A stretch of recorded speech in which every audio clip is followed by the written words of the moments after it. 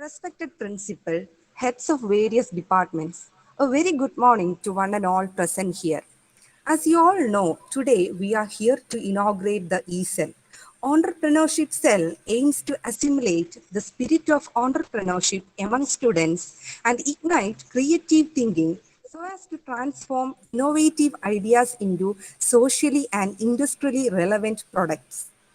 To begin this auspicious occasion, may I request Mr. Radish Kumar, HOD ECE of our college, to give the welcome speech.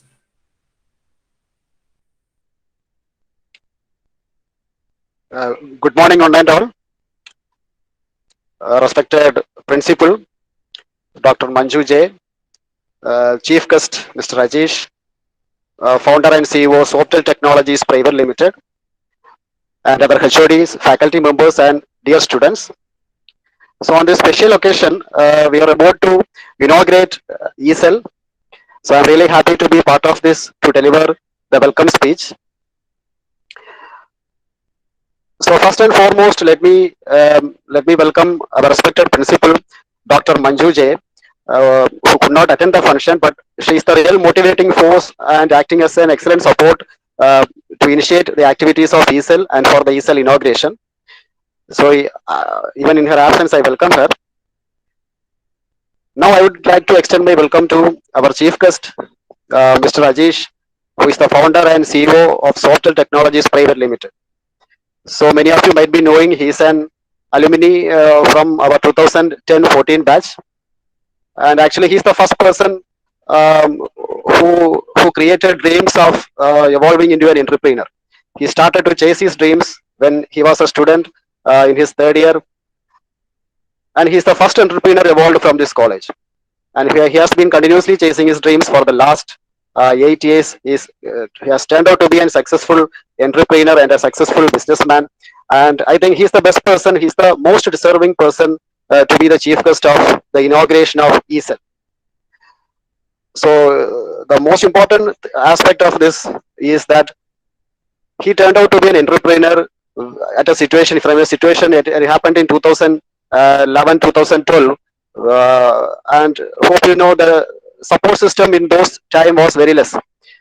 People were getting very less support from right from the college as well as from the government agencies uh, to become entrepreneurs. But in respect of all those difficulties, uh, he did his best and was successful to be an entrepreneur. So, on behalf of Mahaguru Institute of Technology, uh, I would like to extend my welcome to Mr. Rajesh, founder and CEO of Software Technologies Private Limited. I welcome you, Mr. Rajesh. And then I would like to extend my welcome to HOD Triply, as well as HOD Civil and the HODs of all our departments um, who are acting together and who are working together to set up this season. I welcome all of you. And the most important part of this cell is the students. I would like to extend my welcome to all the students who are here. I welcome you all. And once again, I extend my welcome to all the people present over here. Welcome you all. Thank you. Thank you, sir. Next, may I request Ms. Priya Grace, HOD Civil Department, to deliver the presidential address.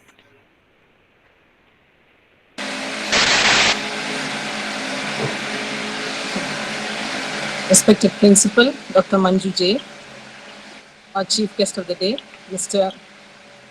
Ajish Ravindran, HODs of the various departments, faculty members, and my dear students.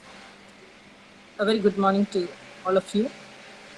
Today, we are just now inaugurating the ED cell of the MIT, or Mahaguru Institute of Technology. Our college, MIT, was established in the year 2009, and we are currently offering 7 UG courses and 3 PG courses. We are ISO and NAAC accredited, and we have over the past 13 years performed quite well in the academic as well as extracurricular activities. On this occasion of the inauguration of the ED cell, I would like to just explain the background for the formation of ED cells in higher education institutions for the benefit of the new students who might be hearing about this for the first time. Particularly the first year, second year students might not be very much aware of the activities or what is expected from an ED cell and what exactly it is. So basically, everybody knows nowadays that it is related to something with fresh startups that are happening or that are much focused everywhere nowadays. Let us see. When we go back to the history, like when you see after the independence, post-independence, the economy of India was in shambles, and there was a major focus or necessity or requirement to push up the economy. And as a part of that, various focuses were made on which kind of industry would help us in improvising for the rapid industrialization and gradually the improvement of the economy of India. So one of the major contributors at that time was small scale industries. The government identified that area as a major area where we could focus and improvise. And finally, it turned out that the major contribution or the economic growth happened in the small scale industry sector only. Then came the awareness that there was a shortage in actually people who had ideas or who were able to do or to come up in the small scale industry sector with their own ideas and all. So the government started thinking about what could have been done, what could be done to improvise the small scale industry sector so that new ideas were brought in. And it was finally seen that it was better to employ or use the technical education that was available at that time in India. Our higher institutions were doing quite well, but the only drawback was that they were producing trained manpower or people who were trained in a certain or particular type of job. So they were employable only in that field actually. So we just thought of improvising or introducing this concept of vocationalization or improvising on those entrepreneurship skills or focus so that they are self-made or they could do something on their own. So vocationalization in the sense, it basically means that you're exposed to practical situations also along with your theory, making you aware of the difficulties and the various methods in which you could go about it. And for that, the government identified that it was necessary to have some trained personnel for this and some focused programs for this.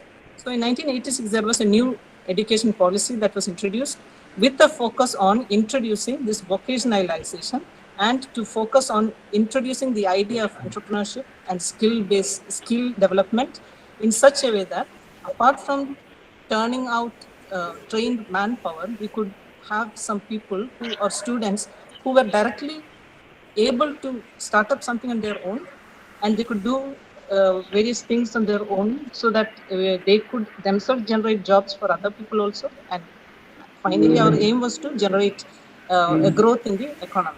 As a part of that, these ED cells or entrepreneurship development cells were proposed to be established in different educational institutions.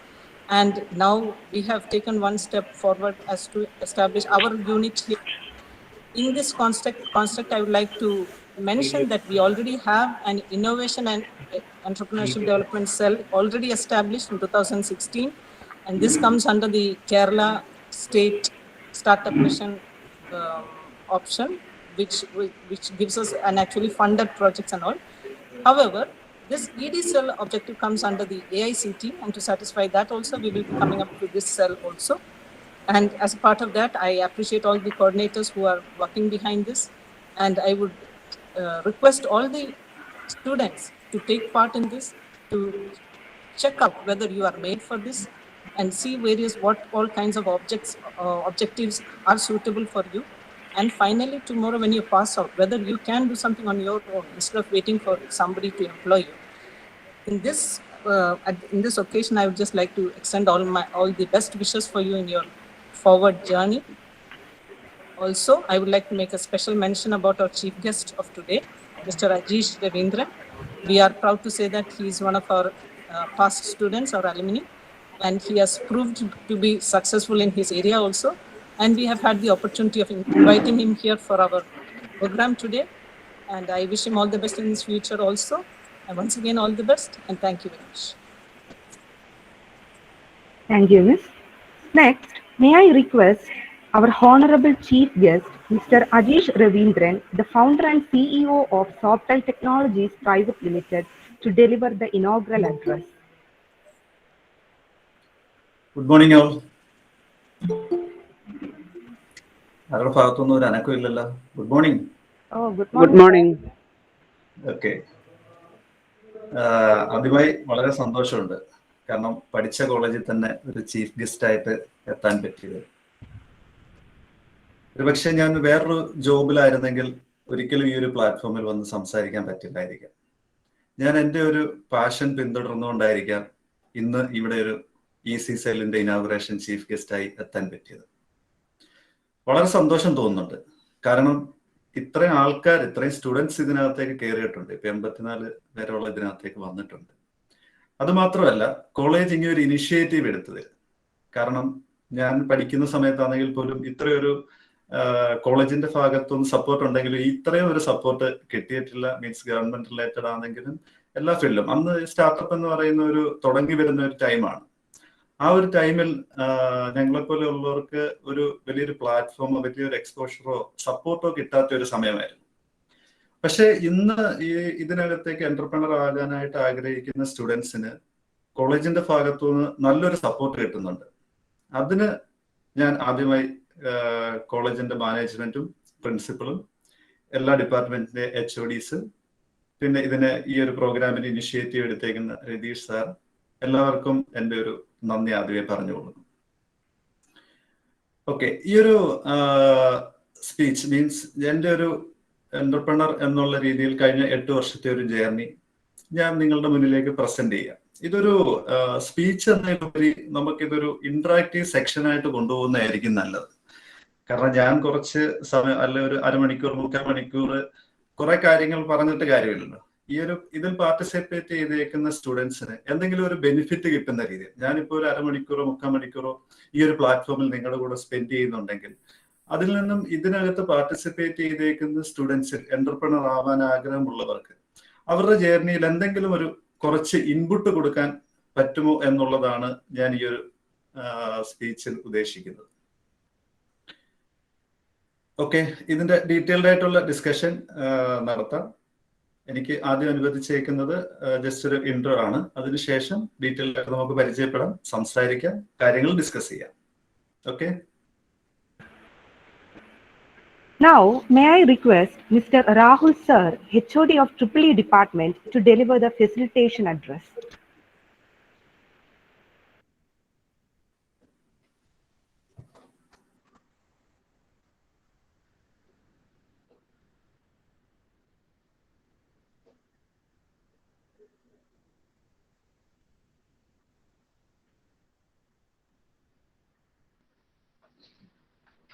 Rahul Sir? Sir, are you there?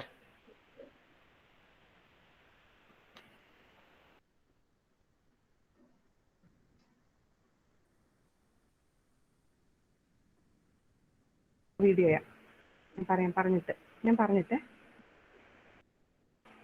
In relation with the ESL inauguration of our college, we would like to play a promo video.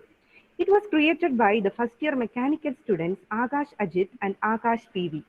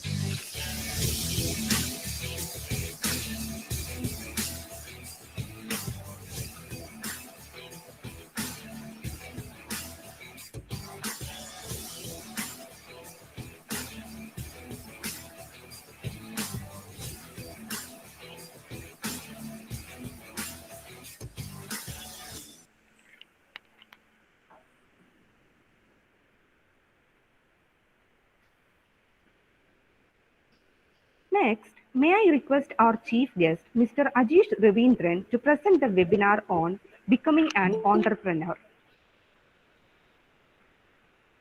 Okay, may I start?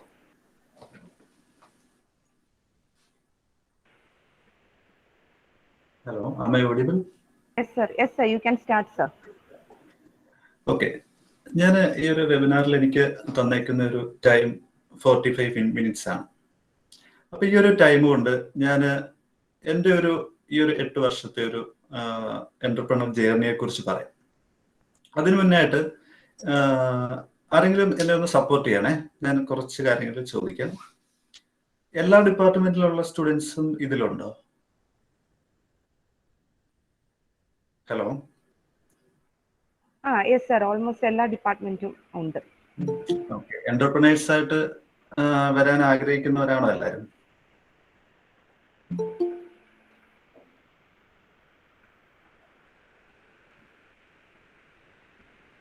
Hello. Okay, ആരെങ്കിലും ഒക്കെ respond ചെയ്യുന്നേ? അതെ sir, അതെ.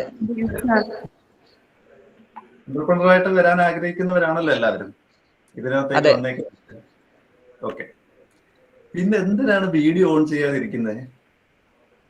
Video on ചെയ്യണോ? ഒരു എന്റർപ്രണർക്ക് ആദ്യം വേണ്ടത് leadership ആണ്. ഒരു ലീഡർ ആവണമെങ്കിൽ നമ്മൾ ഈ ഒരു പ്ലാറ്റ്ഫോമിന്റെ അപ്പുറത്ത് പാത്തിരിക്കുന്ന എന്തിനാ? നമ്മുടെ കഴിവുകളെ പുറത്തേക്ക് എടുക്കണ്ടേ? കഴിയുന്നവരൊക്കെ വീഡിയോ ഓൺ ചെയ്യും. അന്നേരമല്ല ഇതൊരു ഇന്ററാക്റ്റീവ് സെക്ഷൻ ആവുന്നത്. അരുൺകുമാർ ഓൺ ചെയ്തിട്ടുണ്ട്. കൺഗ്രാറ്റുലേഷൻസ്. ആദ്യം തന്നെ അരുൺകുമാർ ക്യാമറ ഓൺ ചെയ്തു. Thank you sir. ഇതാണ് വേണ്ടത്. നമ്മൾ ഒരു എപ്പോഴും ഇനിഷ്യൽ ആദ്യം ആക്റ്റീവ് ആവുക. എന്തൊരു കാര്യത്തിലും ഇനിഷ്യലി ആക്ഷൻ എടുക്കുന്നവരാണ് വിന്നേഴ്സ് ആയിട്ട് വരുന്നവർ.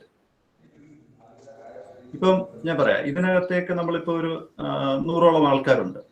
I think 86 something. ഞാൻ വീഡിയോ ഓൺ ചെയ്യാൻ പറഞ്ഞപ്പോ ആദ്യം ഇപ്പൊ ഒരു I think 2-3 persons, Akash, Pavithra, Arunkumar on ചെയ്തു. അപ്പൊ എന്ത് കാര്യത്തിനും ഇനിഷ്യൽ ആക്ഷൻ എടുക്കണം. ആക്ഷൻ എടുത്തെങ്കിൽ മാത്രമേ എന്റർപ്രണർ ആകാൻ പറ്റൂ, അല്ലേ?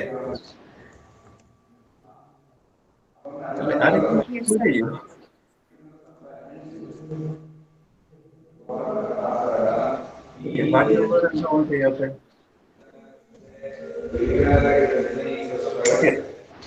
എനിവേ, ഞാൻ എൻ്റെ ഒരു ജേർണി പറയാം. കോളേജിൽ പഠിക്കുന്ന സമയത്താണ് എന്റർപ്രണർ ആകണമെന്ന ആഗ്രഹം മനസ്സിലുണ്ടായത്. കോളേജിൽ ഒരു സെക്കൻഡ് ഇയർ പഠിക്കുന്ന ടൈം മുതൽ തന്നെ ഞാൻ ഇലക്ട്രോണിക്സ് ആയിരുന്നു. Final year engineering, final sem ആകുമ്പോഴത്തേക്കും മേജർ പ്രോജക്റ്റ് എന്ന് പറയുന്ന ഒരു സിസ്റ്റം ഉണ്ട്, അറിയാറില്ല. അപ്പം മേജർ പ്രോജക്റ്റ് എനിക്ക് എൻ്റെ ഒരു പാഷൻ ഇലക്ട്രോണിക്സ് ആയിരുന്നു. അങ്ങനെ ഫൈനൽ ഇയർ സ്റ്റുഡൻസിന് പ്രൊജക്റ്റുകൾ ചെയ്തു കൊടുക്കുക എന്നതായിരുന്നു ആദ്യമായിട്ട് ഞാൻ ചെയ്ത ഒരു ആക്ടിവിറ്റി. ആദ്യം നമ്മുടെ കോളേജിലുള്ള സ്റ്റുഡൻസിന് പ്രൊജക്റ്റുകൾ ഫൈനൽ ഇയർ പ്രൊജക്ട് ചെയ്തു കൊടുക്കുന്നു. അതിനുശേഷം മറ്റുള്ള കോളേജുകളിലേക്കുള്ള സ്റ്റുഡൻസിലേക്കും എത്താൻ പറ്റി. അങ്ങനെ ഫൈനൽ ഇയർ പ്രൊജക്റ്റുകൾ ചെയ്തു കൊടുക്കുക, മീൻസ് ഈ ഹാർഡ്വെയർ ചെയ്തു കൊടുക്കുക എന്നുള്ള ഒരു ആക്ടിവിറ്റി ആയിരുന്നു ആദ്യം ഒരു എന്റർപ്രണർ എന്നുള്ള രീതിയിൽ സ്റ്റാർട്ട് ചെയ്തത്. അതിനുശേഷം കോളേജിൽ നിന്ന് ഇറങ്ങിയതിനു ശേഷമാണ് പിന്നീട് പുതിയൊരു ബിസിനസ്സിലേക്ക് കടക്കുന്നത്.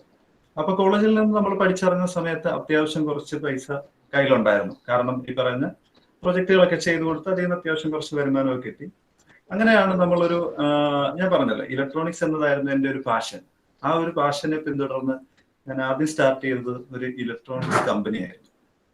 നമ്മുടെ സ്വന്തം നാട്ടിൽ തന്നെ ആയിരുന്നു സ്റ്റാർട്ട് ചെയ്തത്. അത് സ്റ്റാർട്ട് ചെയ്ത് കഴിഞ്ഞ് ആദ്യമായി തുടങ്ങുന്നത് അന്ന് ഈ LED എന്ന് പറയുന്ന ഒരു സെഗ്മെന്റ് വരുന്ന ടൈമാണ്. LED ട്യൂബ്സ്, ബൾബ്, അതിന്റെ പ്രൊഡക്ട്സുകൾ, ഇങ്ങനെയുള്ളതിന്റെ മാനുഫാക്ചറിങ് ആയിരുന്നു ആദ്യമായി സ്റ്റാർട്ട് ചെയ്യുന്നത്. അപ്പൊ ഏതൊരു എന്റർപ്രണർ, മീൻസ് നിങ്ങളിപ്പോ പഠിച്ചിറങ്ങുന്നവരാണെങ്കിൽ ഒരു ബിസിനസ് ചെയ്യണം, എന്റർപ്രണർ ആകണം എന്ന് ആഗ്രഹിക്കുമ്പോൾ ആദ്യം മനസ്സിലേക്ക് എന്തെങ്കിലുമൊക്കെ ഐഡിയകൾ വരും. നമ്മുടെ ഉള്ളിൽ തോന്നും ആ ഐഡിയ ഏറ്റവും വലുതാണ്, നമുക്കതിൽ സക്സസ് ആവാൻ പറ്റുമെന്നുള്ളത്. നമ്മൾ എവിടെ മീൻസ് ഒരു ബിസിനസ് തുടങ്ങുമ്പോഴും അല്ലെങ്കിൽ ഒരു സ്റ്റാർട്ടപ്പ് തുടങ്ങുമ്പോഴും നമ്മളെല്ലാവരും കേട്ടേക്കുന്ന കാര്യമാണ്, ഒരു 100 സ്റ്റാർട്ടപ്പ് തുടങ്ങുന്നുണ്ടെങ്കിൽ അതിൽ 95 എണ്ണവും ഫെയിലുവർ ആകാറാണ് പതിവ് എന്നുള്ളത്. അപ്പം ഞാനും ആദ്യം ഈ പറഞ്ഞ രീതിയിൽ ഒരു സ്റ്റാർട്ടപ്പ് ഇലക്ട്രോണിക് ഇൻഡസ്ട്രി എന്നുള്ള രീതിയിൽ സ്റ്റാർട്ട് ചെയ്തപ്പോൾ എന്റെ മൈൻഡിൽ തോന്നുന്നത് എന്താ, ഞാൻ ഈ 95 വരത്തില്ല, 5% നിന്നോളൂ, ഫെയിലുവർ ഉണ്ടാവത്തില്ല, എനിക്ക് സക്സസ് ഉണ്ടാക്കാൻ പറ്റും എന്നുള്ള ഒരു ചിന്താഗതി ഉണ്ടായിരുന്നു. ആ ഒരു ചിന്താഗതി നല്ലതാണ്. പക്ഷെ അതിനപ്പുറത്തേക്ക് മാർക്കറ്റിൽ ഒരുപാട് കാര്യങ്ങളുണ്ടായിരുന്നു. ഞങ്ങൾ ഈ ഒരു പ്രൊഡക്റ്റ് കോളേജിൽ നിന്ന് ഇറങ്ങി എനിക്ക് തോന്നുന്നു ഞാൻ ഒരു 2 ദിവസം മാത്രമേ വെറുതെ നിന്നുള്ളൂ. അതിനുശേഷമാണ് ഈ ഒരു കമ്പനി സ്റ്റാർട്ട് ചെയ്യുന്നത്. പ്രൊഡക്റ്റ് ഡെവലപ്പ് ചെയ്തതിനു ശേഷം എല്ലാ സ്റ്റാർട്ടപ്പും അഭിമുഖീകരിക്കുന്ന ഒരു പ്രശ്നമാണ് ഫണ്ട് എന്ന് പറയുന്നത്. അന്ന് ഗവൺമെന്റിന്റെ ഒരു സ്കീം ഉണ്ടായിരുന്നു, KSSCDM എന്ന് പറഞ്ഞ്, കേരള ഫിനാൻഷ്യൽ കോർപ്പറേഷൻ വഴി നല്ല പ്രൊജക്ടുകൾക്ക് ഗവൺമെന്റ് ഫണ്ട് ചെയ്യും, സെക്യൂരിറ്റിയോ കാര്യങ്ങളോ ഒന്നും വേണ്ട. അങ്ങനെ ഞാൻ അതിൽ ആപ്ലിക്കേഷൻ കൊടുത്തു. അന്ന് കേരളത്തിലെ റാങ്ക് ലിസ്റ്റ് ഇട്ടപ്പം അതിലെ ഫസ്റ്റ് പൊസിഷൻ എനിക്കായിരുന്നു. അങ്ങനെ ഒരു മാസത്തെ ട്രെയിനിങ്, ഗവൺമെന്റിന്റെ ഒരു ട്രെയിനിങ്ങിന് ശേഷം ഏകദേശം 8 lakhs-ഓളം കമ്പനിക്ക് ഫണ്ടിങ് കിട്ടി. ഫണ്ടിങ് കിട്ടിയപ്പോ എന്താ, വളരെ സന്തോഷം. നമ്മളൊരു എന്റർപ്രണർ ആകണമെന്ന് ആഗ്രഹിച്ച് ഒരു ബിസിനസ് തുടങ്ങി, ഫണ്ടിങ് കിട്ടി. അപ്പം ചിന്തിക്കുന്നത് എന്താ, ഇനി നമ്മൾ ഈ സാധനം ഒന്ന് മാർക്കറ്റിലോട്ട് ഇറക്കിയാൽ മതി, എല്ലാ ബിസിനസ്സുകാരെയും പോലെ ആകാം എന്നൊരു ചിന്ത വരും. അതല്ല, നമ്മൾ ഇറങ്ങിത്തിരിക്കുമ്പോഴാണ് ഒരുപാട് കാര്യങ്ങൾ മനസ്സിലാക്കുന്നത്. ഞങ്ങൾ പ്രൊഡക്റ്റുകൾ ഡെവലപ്പ് ചെയ്തതിന് ശേഷം ഇത് മാർക്കറ്റിലേക്ക് ഇറക്കി കഴിഞ്ഞപ്പം LED എന്ന് പറയുന്ന പ്രൊഡക്ട്സിന്റെ സ്റ്റാർട്ടിംഗ് ടൈം ആയിരുന്നു. ഒരുപാട് കമ്പനികൾ, സിസ്ക അങ്ങനെയുള്ള ഒരുപാട് കമ്പനികൾ മാർക്കറ്റിലേക്ക് ഈ പ്രൊഡക്റ്റുമായിട്ട് വന്നപ്പം ഞങ്ങൾ ഇത് സെല്ല് ചെയ്തുകൊണ്ടിരുന്നത് ത്രൂ ചാനൽ ഡിസ്ട്രിബ്യൂഷൻ ആയിരുന്നു. മീൻസ് നമ്മുടെ ഷോപ്പുകൾ ത്രൂ ആയിരുന്നു ഇത് സെല്ല് ചെയ്തുകൊണ്ടിരുന്നത്. ഈ പറയുന്ന വലിയ കമ്പനികൾ വന്ന ഷോപ്പിലേക്ക് ലക്ഷക്കണക്കിന് രൂപയുടെ സാധനങ്ങൾ ക്രെഡിറ്റ് കൊടുക്കാൻ തുടങ്ങി. പക്ഷെ നമുക്ക് ഈ ഒരു 8 lakhs-ന്റെ ക്യാപിറ്റൽ കൊണ്ട് സ്റ്റാർട്ട് ചെയ്ത കമ്പനിക്ക് ഒരിക്കലും ക്രെഡിറ്റ് കൊടുക്കാൻ പറ്റില്ല. അത് മാത്രമല്ല, അവരുടെ ബൾക്ക് പ്രൊഡക്ഷൻ വരുമ്പോൾ കോസ്റ്റ് നമ്മൾ ചെയ്ത പ്രൊഡക്റ്റിനെക്കാട്ടിലും ഒരുപാട് കുറവായിരുന്നു. അതായിരുന്നു ആദ്യത്തെ പാഠം എന്ന് പറയുന്നത്. കാരണം നമ്മുടെ ഉള്ളിലുണ്ടാകുന്ന ഒരു ആശയം എന്ന് പറയുന്നത് നമുക്ക് ചിലപ്പം അത് വലുതായി തോന്നാം. പക്ഷെ അത് ഒരു ബിസിനസ്സിനെ സംബന്ധിച്ച് നോക്കുമ്പോൾ മാർക്കറ്റിൽ അത് ഫിറ്റ് ആയിരിക്കണമെന്നില്ല. മീൻസ് നമ്മളൊരു പ്രൊഡക്റ്റ് ഇറക്കുന്നു, ആദ്യം ചിന്തിക്കേണ്ടത് അത് മാർക്കറ്റ് ഫിറ്റ് ആണോ എന്ന് നോക്കണം. കാരണം നമ്മൾ ഇറക്കാൻ ഉദ്ദേശിക്കുന്ന പ്രൊഡക്റ്റോ സർവീസോ ആയിക്കോട്ടെ, അത് മാർക്കറ്റിന് ആവശ്യമുണ്ടോ. ഞാനിപ്പോ എൻ്റെ ഒരു എക്സാമ്പിൾ വെച്ച് പറയാം. അത് മാർക്കറ്റിന് അന്ന് ആവശ്യമുള്ളതായിരുന്നു, പക്ഷെ അത്യാവശ്യമുള്ളതല്ലായിരുന്നു. ആവശ്യവും അത്യാവശ്യവും തമ്മിൽ വ്യത്യാസമുണ്ട്. ആൾക്കാർക്ക് LED ട്യൂബ്സ്, ബൾബ് അങ്ങനെയുള്ള പ്രൊഡക്റ്റുകൾ വാങ്ങേണ്ടത് ആവശ്യമായിട്ടുണ്ട്. പക്ഷെ അത് ആൾക്കാരുടെ ഒരു അത്യാവശ്യമല്ല. കാരണം അവർക്ക് ആ സാധനത്തെ റീപ്ലേസ് ചെയ്യാനായിട്ട് നോർമൽ ബൾബുകളുണ്ട്, CFL ലാമ്പുകളുണ്ട്. അങ്ങനെയുള്ള മാർക്കറ്റ് ഫിറ്റ് അല്ലായിരുന്നു. മീൻസ് ഞങ്ങൾ ആ ഒരു പ്രൊഡക്റ്റ് ഇറക്കുന്ന സമയത്ത് മാർക്കറ്റ് ഫിറ്റ് അല്ലായിരുന്നു. പിന്നെ അതേപോലെ നമ്മൾ ഒരിക്കലും ആദ്യം ഇറക്കുന്ന സമയത്ത് കോമ്പറ്റീറ്റർ സ്റ്റഡിയോ ഇങ്ങനെയുള്ള കാര്യങ്ങളോ ഒന്നും ചെയ്തിരുന്നില്ല. അതുകൊണ്ട് തന്നെ ഞങ്ങൾ ആദ്യമായി ഇറക്കിയ പ്രൊഡക്റ്റ് മാർക്കറ്റിൽ വലിയ പരാജയമുണ്ടായി. ഏകദേശം 8 lakhs + 4 lakhs, ഒരു 12 lakhs-ഓളം ടോട്ടൽ ലോസിലേക്ക് പോയി ആദ്യം ഫോം ചെയ്ത കമ്പനി. പക്ഷെ അന്നേരം നമ്മൾ തളരരുത്. ഇപ്പൊ കോളേജിൽ നിന്ന് പഠിച്ച് ഇറങ്ങി വരുമ്പം ഈ പറയുന്ന 12 lakhs എന്ന് പറയുന്ന ഒരു ഹ്യൂജ് എമൗണ്ട് ആയിട്ട് നമുക്ക് തോന്നും. അന്നേരം നമ്മൾ ഒരിക്കലും ഇതിനെ പരാജയമാണെന്ന് വിചാരിച്ച് നിർത്തിപ്പോകരുത്. ഞങ്ങൾ കോളേജിൽ നിന്ന് ഇറങ്ങുമ്പോൾ തന്നെ ഏകദേശം ഒരു 3-4 മീൻസ് എൻ്റെ ഫ്രണ്ട്സ് കമ്പനി തുടങ്ങിയിട്ടുണ്ടായിരുന്നു. ഇതേ രീതിയിൽ തന്നെ ഒരിക്കൽ പരാജയം സംഭവിച്ചപ്പം അവര് നിർത്തിയിട്ട് പോകാൻ റെഡിയായി. ഒരിക്കലും ഒരു എന്റർപ്രണർ ഇറങ്ങുമ്പോൾ, ഒരു ബിസിനസ്സിനായിട്ട് ഇറങ്ങുമ്പം ഇത് ആദ്യത്തെ വർഷമോ 2ാമത്തെ വർഷമോ 3ാമത്തെ വർഷമോ ഒന്നും സക്സസ് ആവത്തില്ല. ചിലപ്പോൾ ആകാം. നമ്മൾ ഇതിനു വേണ്ടി ശ്രമിച്ചുകൊണ്ടേയിരിക്കുമ്പോൾ ഇതൊരു പോയിന്റിൽ വെച്ച് നമുക്ക് ഇതിനെ ഒരു സക്സസിലേക്ക് എത്തിക്കാൻ പറ്റും. എങ്ങനെ സക്സസിലേക്ക് എത്തിക്കാൻ പറ്റുന്നത്? നമ്മൾ പഠിച്ചിറങ്ങുമ്പോൾ ഇപ്പൊ നിങ്ങൾക്ക് കുറച്ചുകൂടെ എക്സ്പോഷർ കിട്ടുന്നുണ്ട്. പഠിച്ചിറങ്ങുന്ന സമയത്ത് വലിയ കോണ്ടാക്ട്സുകൾ ഇല്ലായിരുന്നു. മീൻസ് ഈ ഒരു ബിസിനസ് ഫീൽഡിൽ എൻ്റെ ഫാമിലിയിലാണെങ്കിൽ തന്നെ ബിസിനസ് ഒരു ബാക്ക്ഗ്രൗണ്ടോ കാര്യങ്ങളോ ഒന്നുമില്ല.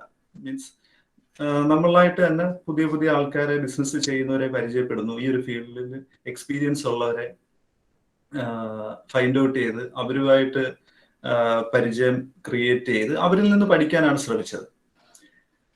ഈ എന്റർപ്രണേഴ്സ് ഇപ്പം പുതുതായിട്ട് ഇറങ്ങുന്നവർ, ഇപ്പം പഠിച്ചിറങ്ങി ഒരു ബിസിനസ് തുടങ്ങാൻ ഉദ്ദേശിക്കുന്നവര്, അവരുടെ മനസ്സിലുള്ള ഒരു ആശയം ബിസിനസ് ആക്കാൻ ഇറങ്ങുമ്പോൾ ആ ഒരു ഫീൽഡിൽ പരിചയമുള്ള ആൾക്കാരുമായിട്ട് കോണ്ടാക്ട്സ് ആദ്യം ക്രിയേറ്റ് ചെയ്യണം. ക്രിയേറ്റ് ചെയ്തിട്ട് അവർക്ക് മാർക്കറ്റിന്റെ അല്ലെങ്കിൽ ബിസിനസിന്റെ ഒരുപാട് കാര്യങ്ങൾ നമുക്ക് പറഞ്ഞു തരാൻ പറ്റും.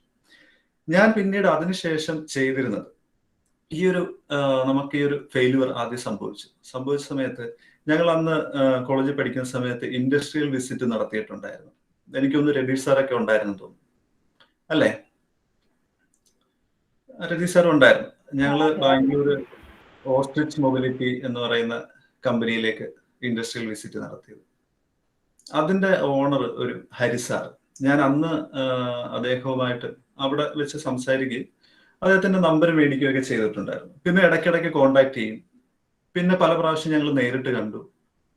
അപ്പം ഈ ഒരു പരാജയത്തിന് ശേഷം പുള്ളിയായിട്ട് കൂടുതൽ അടുത്തു. അപ്പം ഒരുപാട് കാര്യങ്ങൾ പുള്ളിക്ക് പറഞ്ഞു തരാൻ പറ്റി. കാരണം അദ്ദേഹം ഒരു പ്രൊഫഷണൽ ഇൻഡസ്ട്രിയലിസ്റ്റ് ആണ്. ഏകദേശം ഒരു 20-25 വർഷത്തെ എക്സ്പീരിയൻസ് ഉണ്ട്. അപ്പൊ അദ്ദേഹത്തിന്റെ 25 വർഷത്തെ എക്സ്പീരിയൻസിൽ നിന്ന് പറഞ്ഞു തരുന്ന കാര്യങ്ങൾ നമുക്ക് ഒരുപാട് കാര്യങ്ങൾ അതിൽ നിന്ന് പഠിക്കാൻ പറ്റും. അല്ലെങ്കിൽ വീണ്ടും സംഭവിക്കുന്നത് എന്താ? വീണ്ടും ഒരു ബിസിനസ് തുടങ്ങുന്നു, വീണ്ടും നമ്മളൊരു ബിസിനസ് തുടങ്ങി, വീണ്ടും അടുത്ത പരാജയങ്ങൾ കണ്ടതിന് ശേഷം അതിൽ നിന്ന് വീണ്ടും പാഠം ഉൾക്കൊണ്ട് വീണ്ടും ചെയ്യാനായിട്ട് ഇറങ്ങുന്നു.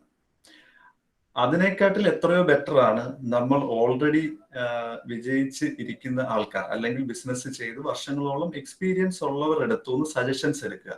എന്തൊക്കെ പ്രശ്നങ്ങൾ പറ്റാം, അതല്ലെന്നുണ്ടെങ്കിൽ എന്തൊക്കെ നമുക്ക് ഇതിനകത്ത് പോസിറ്റീവായിട്ട് വരാം, മാർക്കറ്റിൽ നിന്ന് എന്തൊക്കെ പ്രശ്നങ്ങൾ ഉണ്ടാകാം, കസ്റ്റമേഴ്സിന്റെ ബിഹേവിയർ എന്തായിരിക്കാം, ഈ ഒരു പ്രൊഡക്റ്റ് മാർക്കറ്റിൽ വയബിൾ ആണോ, ഫിനാൻഷ്യലി ഈ ഒരു പ്രൊഡക്റ്റ് ആൾക്കാർക്ക് പർച്ചേസ് ചെയ്യാൻ പറ്റുന്നതാണോ, ഇങ്ങനെയുള്ള സജഷൻസ് ഈ പറയുന്ന എക്സ്പീരിയൻസ് ഉള്ള ആൾക്കാരിൽ നിന്ന് എടുത്തു കഴിഞ്ഞാൽ നമുക്ക് ബിസിനസ്സിനകത്ത് ഫെയിലുവേഴ്സ് ഒരു പരിധി വരെ ഒഴിവാക്കാൻ പറ്റും.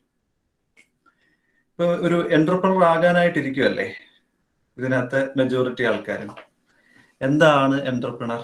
ആരെങ്കിലും ഒന്ന് പറയാമോ?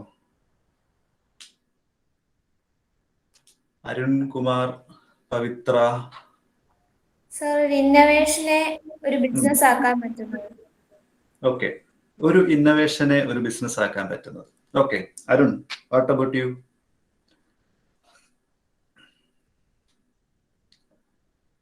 പറയുന്നേ, നമ്മൾ പറയുന്നത് ശരിയോ തെറ്റോ എന്നുള്ളതല്ല, നമ്മൾ പറയുന്നത് ഐഡിയാസിന് നമ്മള്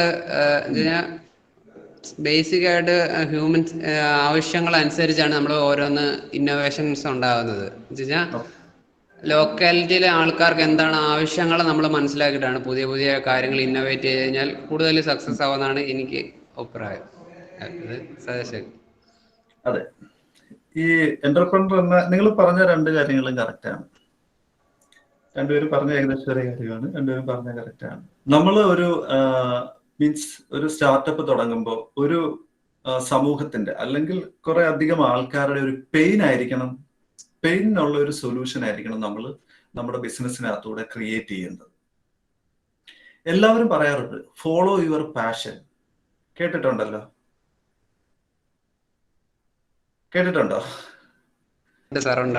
തുടങ്ങാൻ പോകുന്നവരെല്ലാം ഓരോ യൂട്യൂബിലും വീഡിയോസ് ഒക്കെ കിടക്കുമ്പോൾ നമ്മൾ കേട്ടേക്കുന്ന എല്ലാവരുടെയും കഥകൾ സക്സസ് ആയേക്കുന്നവരുടെ മാത്രം കഥകളാണ്.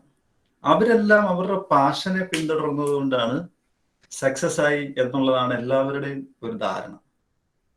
ഇതിൽ ഫെയിലുവർ അയക്കുന്നവരുടെ കഥകൾ കേട്ടിട്ടുണ്ടോ? ആരെങ്കിലും കേട്ടിട്ടുണ്ടോ ഫെയിലുവർ അയക്കുന്നവരുടെ കഥകൾ? ഫെയിലുവർ അയക്കുന്നവരും പാഷന്റെ പുറകെ പോയിട്ടുള്ളവരാണ്. പക്ഷെ ഈ വിജയിച്ചവരും പരാജയപ്പെട്ടവരും തമ്മിൽ വിജയിച്ചവരുടെ ബിസിനസ്സുകൾ അവര് പാഷനെ തന്നെയാണ് പിന്തുടർന്നത്.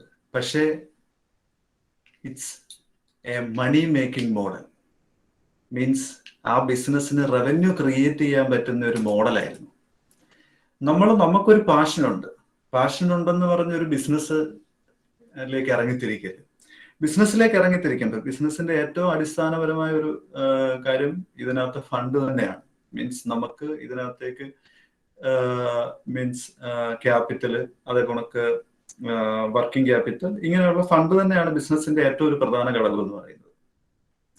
നമ്മുടെ ഐഡിയക്ക് ഒരുപാട് വാല്യൂ ഉണ്ട്, അതിലുപരി ഇതിന് ഫണ്ടിനൊരു ഇമ്പോർട്ടൻസ്, വളരെ ഇമ്പോർട്ടൻസ് ഉണ്ട്. അപ്പൊ നമ്മൾ തുടങ്ങുന്ന ബിസിനസ് മണി മേക്കിംഗ് മോഡൽ ആണോ എന്നുള്ളത് ആദ്യം ചെക്ക് ചെയ്യണം. അത് ചെക്ക് ചെയ്യാത്തതാണ് നമ്മുടെ എല്ലാ മെജോറിറ്റി സ്റ്റാർട്ടപ്പുകൾക്കും പരാജയപ്പെടാനുള്ള ഒരു പ്രധാന കാരണം എന്ന് പറയുന്നത്. ഇപ്പം ഒരു ഫേസ്ബുക്ക് എടുത്തു കഴിഞ്ഞാൽ എന്താ സംഭവിച്ചത്? ഫേസ്ബുക്ക് തുടങ്ങിയപ്പം അത് സക്കർബർഗിന്റെ ഒരു പാഷൻ ആയിരുന്നു, ഒരു ആഗ്രഹമായിരുന്നു. പുള്ളി അത് ക്രിയേറ്റ് ചെയ്തപ്പോൾ അത് ഒരു മണി മേക്കിംഗ് മോഡലായി മാറി ആ ഒരു ബിസിനസ് എന്ന് പറയുന്നത്. അല്ലെങ്കിൽ ഇപ്പം നമ്മൾ സൂം എന്ന പ്ലാറ്റ്ഫോം അദ്ദേഹത്തിന്റെ ഒരു ആഗ്രഹത്തിന് വേണ്ടി ക്രിയേറ്റ് ചെയ്തപ്പം അതൊരു മണി മേക്കിംഗ് മോഡൽ ആയതുകൊണ്ടാണ് അതിൽ സക്സസ് ആവാൻ പറ്റാഞ്ഞത്. നമ്മൾ കേൾക്കാത്ത പല കമ്പനികളും വന്നത്, വലിയ ക്യാപിറ്റൽ ഇൻവെസ്റ്റ്മെന്റ് ഒക്കെ കിട്ടിയിട്ട് വന്നേക്കുന്ന പല കമ്പനികളും ഫെയിലിയേഴ്സ് ആയി പോകുന്നത് എന്താ? ഒരിക്കലും അതൊരു മണി മേക്കിംഗ് മോഡൽ അല്ലായിരുന്നു. ബിസിനസ്സിൽ റവന്യൂ ക്രിയേറ്റ് ചെയ്യേണ്ടത് ഏറ്റവും അത്യാവശ്യമാണ്. റവന്യൂ ക്രിയേറ്റ് ചെയ്തെങ്കിൽ മാത്രമേ ബിസിനസ്സിന് കറക്റ്റ് ആയിട്ട് റൺ ചെയ്ത് പോകാൻ പറ്റൂ. അപ്പൊ നമ്മൾ സ്റ്റാർട്ട് ചെയ്യുമ്പം നമ്മുടെ ഐഡിയ ഇത് നമുക്കൊരു ചെറിയ സെക്ഷൻ കൊണ്ട് പറഞ്ഞു തീർക്കാൻ പറ്റുന്ന കാര്യങ്ങളല്ല, എങ്കിലും പ്രധാനപ്പെട്ട പോയിന്റുകൾ ഞാനങ്ങ് പറഞ്ഞു പോവുകയാണ്. ഈ നമ്മുടെ ഐഡിയ മാർക്കറ്റിൽ ഫിറ്റ് ആണോ, അങ്ങനെയുള്ള പല കാര്യങ്ങളും ചെക്ക് ചെയ്യണം. അതേപോലെ തന്നെ ഇമ്പോർട്ടൻസ് ഉള്ളതാണ് ഈ പറഞ്ഞ നമ്മുടെ ബിസിനസ് മണി മേക്കിംഗ് മോഡൽ ആണോ എന്നുള്ളത്. ആർക്കെങ്കിലും ഇതിൽ എന്തെങ്കിലും സംശയമുണ്ടോ? ചോദിച്ചോ. ഞാനൊരു പ്രസംഗം നടത്തി പോകുന്നതിനെക്കാട്ടി നല്ല ഇന്ററാക്ട് ചെയ്ത് പോകുന്നതല്ലേ.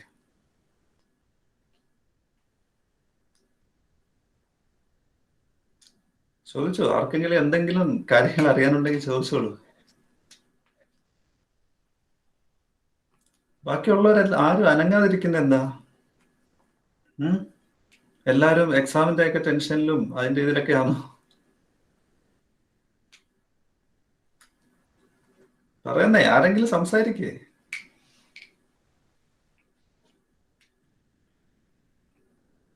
പവിത്രക്ക് എന്തോ സംസാരിക്കാനുണ്ടല്ലോ, എന്തോ ചോദിക്കാനായിട്ട് വരുന്നുണ്ട്, ചോദിച്ചോ. സാർ എന്ത് ബിസിനസ്സാ ചെയ്യുന്നത്? ഞാൻ ബേസിക്കലി ഇപ്പൊ ചെയ്തുകൊണ്ടിരിക്കുന്ന ഐ ടി റിലേറ്റഡ് ആയിട്ടാണ്. അതിന് ഒരുപാട് ഡീവിയേഷൻസ് ഉണ്ട്. കൺവെൻഷണൽ ഐ ടി പ്രൊഡക്ട്സ് അല്ല, പല സെഗ്മെന്റുകളുണ്ട്. Digital signage, cyber security, online education, അങ്ങനെയുള്ള പല സെഗ്മെന്റുകളുണ്ട്. പല സെഗ്മെന്റിലുള്ള ബിസിനസ്സാണ് ഇപ്പൊ ചെയ്തുകൊണ്ടിരിക്കുന്നത്. നമ്മൾ ഏതൊരു ബിസിനസ് തുടങ്ങുമ്പോഴും നമ്മൾ എന്തെങ്കിലും ഒരു യുണീക്കായിട്ട് ചെയ്യാൻ ശ്രമിക്കുക. എല്ലാവരും ചെയ്യുന്ന കാര്യങ്ങളെ പിന്തുടർന്ന് പോകാൻ ശ്രമിക്കരുത്. ഇപ്പൊ ഒരു ഐ ടി കമ്പനി ഫോം ചെയ്യുന്നത്, ഇതിനകത്ത് കമ്പ്യൂട്ടർ സയൻസ് സ്റ്റുഡൻസും ഉണ്ടാവില്ല. അവരാണെങ്കിൽ തന്നെയും ഇവിടെ ഏറ്റവും കൂടുതൽ സ്റ്റാർട്ടപ്പുകൾ ഉണ്ടാവുന്നത് ഐ ടി റിലേറ്റ് ചെയ്തിട്ടാണ്. അപ്പൊ എല്ലാവരും എന്തെങ്കിലും ഡെവലപ്മെന്റ് അല്ലെങ്കിൽ എന്തെങ്കിലും ഒരു ഐ ടി പ്രൊഡക്റ്റ് ആയിട്ട് വരുമ്പോൾ നമ്മൾ ആദ്യം ചെക്ക് ചെയ്യുക മാർക്കറ്റിൽ നമുക്ക് സിമിലർ ആയിട്ടുള്ള എന്തെങ്കിലും പ്രൊഡക്റ്റുകൾ ഉണ്ടോ എന്നുള്ളത്. നമുക്ക് ഉണ്ടെങ്കിൽ മാക്സിമം അത് ചെയ്യാതിരിക്കുക. നമ്മൾ പുതിയതായിട്ട് എന്തെങ്കിലും ഇന്നോവേറ്റീവായിട്ട് നമ്മുടേതായ എന്തെങ്കിലും ഒരു സാധനം കൊണ്ടുവരാനായിട്ട് ശ്രമിക്കുക. അതല്ല, നിങ്ങൾ മാർക്കറ്റിലുള്ള എന്തെങ്കിലും പ്രൊഡക്റ്റ് തന്നെയാണ് ചെയ്യുന്നതെന്നുണ്ടെങ്കിൽ അതിൽ എന്തെങ്കിലും ഒരു ഡിഫറൻസ് കൊണ്ടുവരണം. ഇപ്പം ഫേസ്ബുക്ക് വരുമ്പം ഓർക്കൂട്ട് എന്ന് പറയുന്ന ഒരു പ്ലാറ്റ്ഫോം ഓൾറെഡി ഉണ്ട്. പക്ഷെ അതിൽ നിന്നും ഡിഫറൻസ് ആൾക്കാർക്ക് യൂസർ ഫ്രണ്ട്ലി ആയിട്ട് ഉപയോഗിക്കാൻ പറ്റുന്നു, ആവശ്യമുള്ള കുറച്ച് ഫീച്ചേഴ്സ് എക്സ്ട്രാ വന്നു, അങ്ങനെയുള്ള കുറച്ച് ഡിഫറൻസ് അതിനകത്ത് വന്നപ്പോഴാണ് അത് ആൾക്കാർ അക്സെപ്റ്റ് ചെയ്തത്. അപ്പൊ നമ്മൾ കൊണ്ടുവരുന്ന പ്രൊഡക്റ്റിൽ അല്ലെങ്കിൽ നമ്മൾ കൊണ്ടുവരുന്ന സർവീസിൽ എന്തെങ്കിലും ഒരു യുണീക്ക് ആയിട്ടുള്ള എന്തെങ്കിലും ഒരു ഫീച്ചേഴ്സ് ഉണ്ടായിരിക്കണം. ഫീച്ചേഴ്സ് ഉണ്ടെങ്കിൽ മാത്രമേ നമുക്ക് ആൾക്കാരിലേക്ക് പെട്ടെന്ന് എത്താനും ആ ഒരു ബിസിനസ് സക്സസിലേക്ക് കൊണ്ടെത്തിക്കാനും പറ്റത്തുള്ളൂ. ഓക്കെ, ഇപ്പം ഒരു 100 പേരെടുക്കുകയാണെങ്കിൽ അതിനകത്ത് 97% ആൾക്കാരും ഒരേ രീതിയിൽ ചിന്തിക്കുന്നവരാണ്. ഒരു 3% ആൾക്കാർ മാത്രമേ കാണത്തുള്ളൂ ഡിഫറെന്റ് ആയിട്ട് ചിന്തിക്കുന്നത്.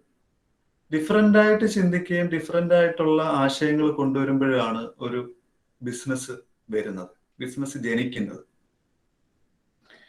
ഓക്കെ, പിന്നീട് ഞാൻ തിരിച്ചു വരാം. നമ്മുടെ ഇലക്ട്രോണിക്സ് കമ്പനി ഫെയിലുവർ ആയതിനു ശേഷം അവിടെ വെച്ച് എനിക്കിത് നിർത്തിയിട്ട് പോകാമായിരുന്നു, ഈ ഒരു ബിസിനസ് നിർത്തിയിട്ട് പോകാമായിരുന്നു. പക്ഷെ ഞാൻ അതിന് റെഡി ആയില്ല. ഏകദേശം ഇത്രയും വലിയൊരു എമൗണ്ട് ഹ്യൂജ് ലോസ് വന്നു. അപ്പം അതെല്ലാം ബാങ്കിന് ഈ നമുക്ക് ഫണ്ട് ചെയ്തേക്കുന്ന കമ്പനിക്ക് തിരിച്ചടയ്ക്കേണ്ടതുണ്ട്. അപ്പൊ ഒരു പ്രശ്നം ഉണ്ടാകുമ്പോൾ ഒരിക്കലും ആ പ്രശ്നത്തിൽ നിന്ന് ഒളിച്ചോടരുത്. നമ്മൾ അതിലേക്ക് ആ പ്രശ്നം ഒരിക്കലും ഒളിച്ചോടി പോവുക എന്ന് പറയുന്ന, അല്ലെങ്കിൽ അതിൽ നിന്ന് ആ പ്രശ്നത്തിൽ നിന്ന് മാറി നിൽക്കുക, സൈലന്റ് ആയിട്ട് നിൽക്കുക, ഈ പറയുന്ന അതിനൊരു സൊല്യൂഷൻ അല്ല. നമ്മൾ ചിന്തിച്ചു കഴിഞ്ഞാൽ ഏതൊരു പ്രശ്നവും വരുന്നത് എന്തിനാ? ഏതൊരു പ്രശ്നവും ഉണ്ടാകുന്നത് അടുത്ത എന്തോ നല്ല ഒരു കാര്യം സംഭവിക്കാൻ വേണ്ടിയിട്ടാണ് ഏതൊരു പ്രശ്നം ഉണ്ടാകുന്നത്. അപ്പൊ അതിനൊരു സൊല്യൂഷൻ കണ്ടെത്തണം. അങ്ങനെ ഇരുന്നപ്പോഴാണ് ഞങ്ങൾ ഈ ഒരു ലോസ് സംഭവിച്ചിരിക്കുന്ന സമയത്ത് നമ്മുടെ നാട്ടിൽ തന്നെ ആയിരുന്നു കമ്പനി പ്രവർത്തിച്ചുകൊണ്ടിരുന്നത്. കുറച്ച് ദിവസങ്ങൾ മീൻസ് ഒരു ഐഡിയൽ ആയിട്ടിരുന്നു. അതിനുശേഷം പിന്നീട് ഇരുന്ന് ആലോചിച്ചപ്പോൾ ഒരു തോട്ട് കിട്ടി. അതൊരു ചെറിയൊരു സോഫ്റ്റ്വെയർ ആയിരുന്നു. അന്ന് ഈ പേടിഎം ഇങ്ങനെയുള്ളതൊക്കെ വലുതായിട്ട് മീൻസ് ഗൂഗിൾ പേ ഇങ്ങനെയുള്ള കാര്യങ്ങളൊന്നുമില്ല. അപ്പം ആൾക്കാർക്ക് മീൻസ് നമ്മുടെ നാട്ടിലെ ഷോപ്പുകൾക്കൊക്കെ മൊബൈൽ റീച്ച്, അന്ന് ഷോപ്പുകളൊക്കെ ഇതേ രീതിയിൽ പല മൊബൈൽസ് ഒക്കെ കൊണ്ടുവച്ച് ഫ്ലെക്സി ചെയ്യാനായിട്ട് ഏകദേശം 5-6 മൊബൈൽ വെച്ചുകൊണ്ട് എല്ലാത്തിലും സിമ്മിട്ട് എല്ലാത്തിലും ഫണ്ട് വെച്ചുകൊണ്ട് റീചാർജ് ഒക്കെ ചെയ്യുന്ന സമയം. അന്നേരം ഞങ്ങൾ ഇതിനെല്ലാം ഒരു മൊബൈൽ ആപ്ലിക്കേഷനിലേക്ക് കൊണ്ടുവരികയും അതിനകത്ത് തന്നെ ഇലക്ട്രിസിറ്റി ബില്ല്, വാട്ടർ ബില്ല്, അങ്ങനെ യൂട്ടിലിറ്റി ബിൽസ്, മണി ട്രാൻസ്ഫർ, ഇങ്ങനെയുള്ള പല ഫെസിലിറ്റികൾ ഒന്നിച്ചു കൊണ്ടുവന്നിട്ട് ഈ ഒരു സോഫ്റ്റ്വെയർ ഇറക്കുകയുണ്ടായി. അത് ഏകദേശം നല്ല രീതിയിൽ സെല്ലാവാൻ തുടങ്ങി. ഈ ഒരു പ്രൊജക്ട് നമുക്ക് വലിയൊരു ലോസ് നിൽക്കുമായിരുന്നു ആദ്യത്തെ പ്രൊജക്ട്. അന്നേരം ഈ ഒരു സോഫ്റ്റ്വെയർ ഐഡിയ ഉണ്ടെങ്കിലും ആ ഐഡിയ നമുക്ക് ഇംപ്ലിമെന്റ് ചെയ്യാനുള്ള ഫണ്ടോ കാര്യങ്ങളോ ഇല്ല. അപ്പൊ എൻ്റെ ഒരു ഫ്രണ്ട് തന്നെ ഒരു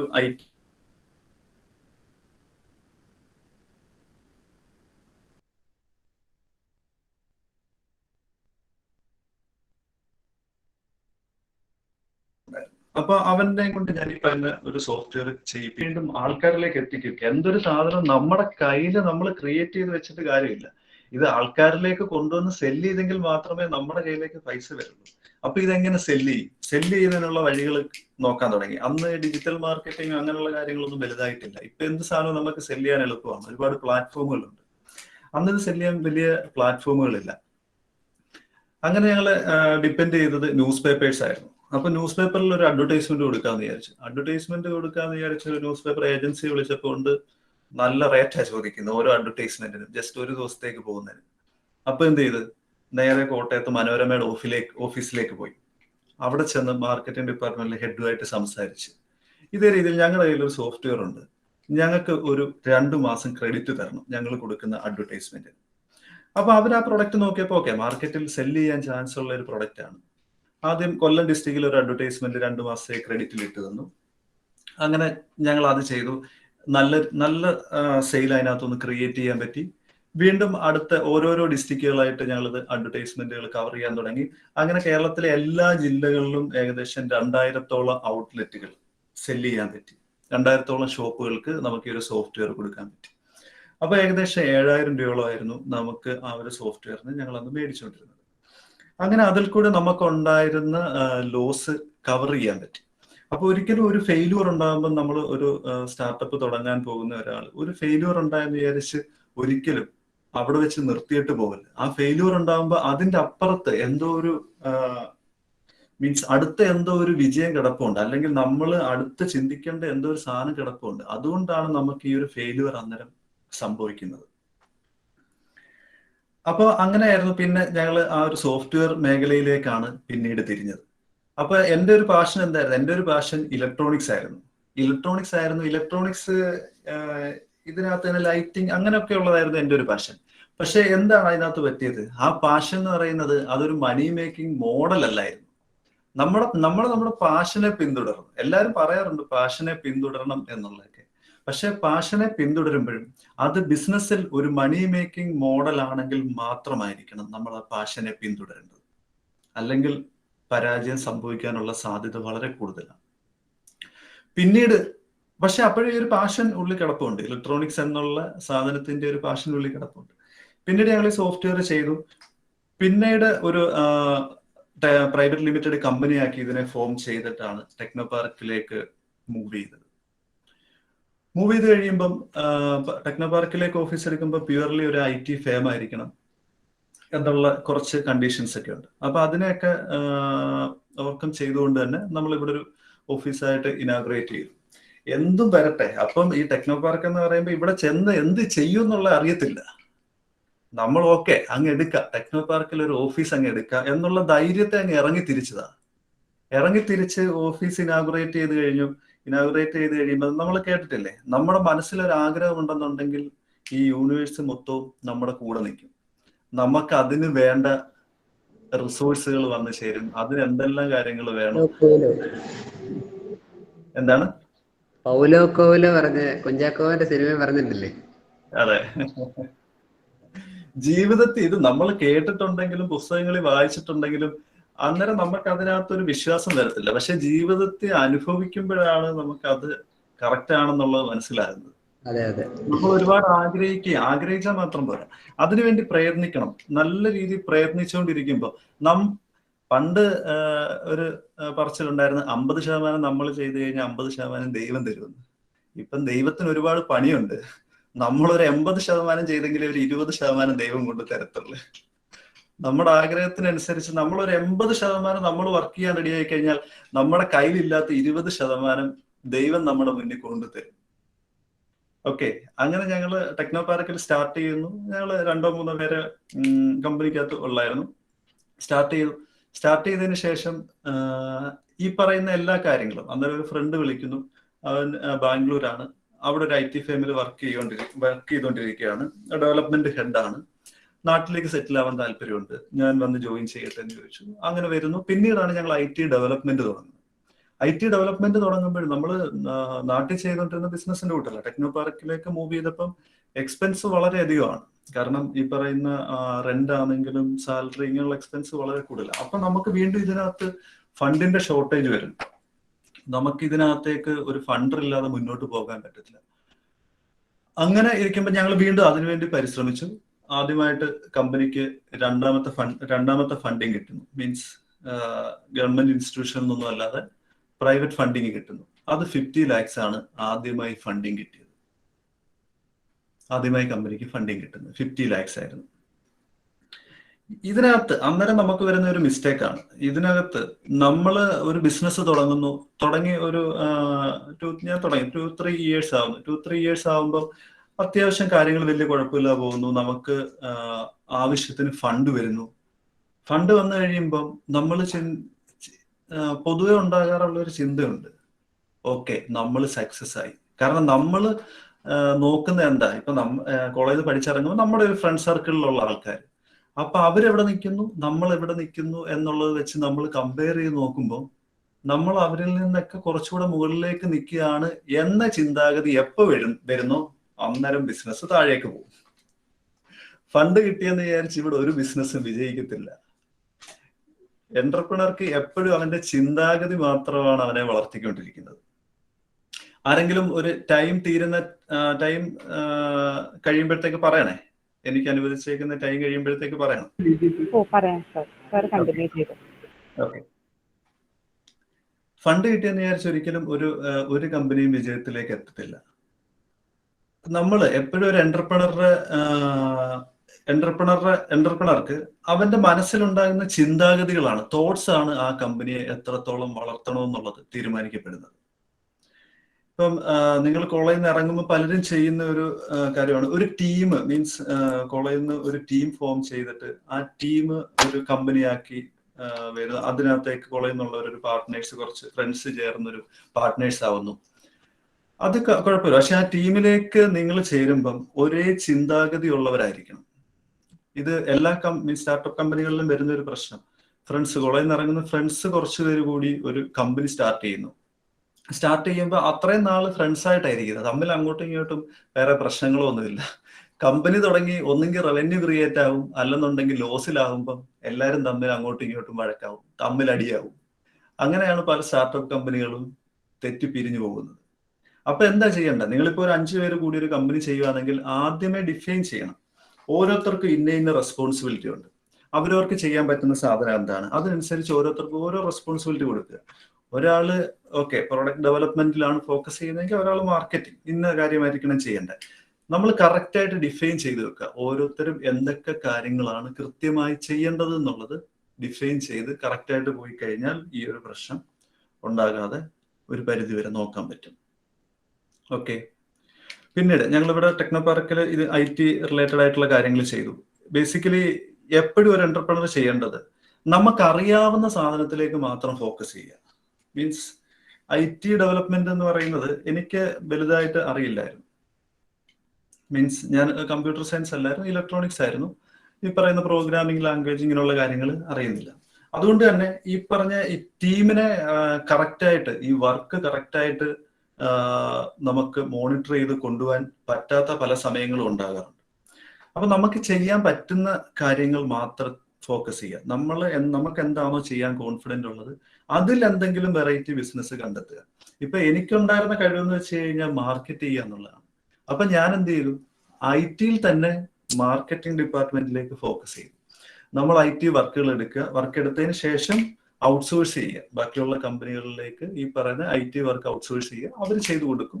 നമുക്ക് അതിനകത്ത് നമ്മളൊരു മാർജിൻ ഇട്ടായിരിക്കും ഈ കമ്പനിക്ക് വർക്ക് ചെയ്യാനായിട്ട് കൊടുക്കുന്നത്.